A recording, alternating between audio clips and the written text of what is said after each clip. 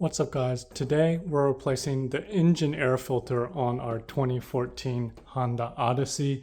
This is an easy job, a 1.5 out of 5 on the ForNoobs scale, but be careful. I actually cut my hand the first time I checked the engine filter here, so stay tuned to my video to make sure that doesn't happen to you.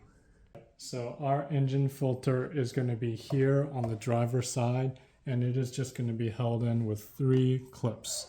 The first one is back here. Then we got one here and here.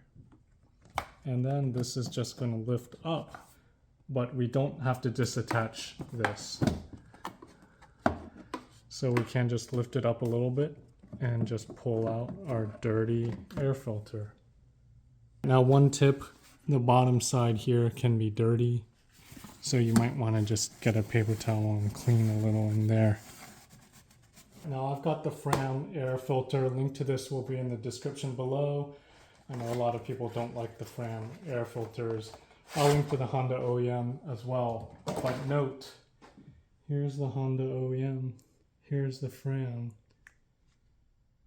They look exactly the same. So our new air filter is just going to slide in. It's asymmetrical, so there's only one way it can fit. It should fit in there very easily.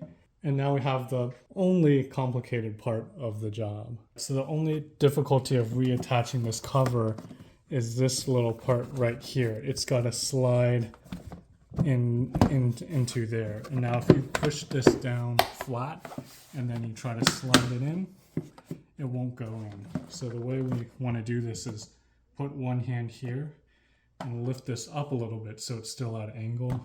Then we put our hand, put some force right there, and then just manipulate it in just like that.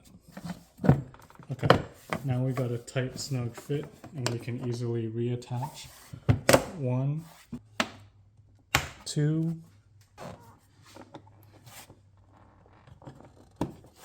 and 3 clips.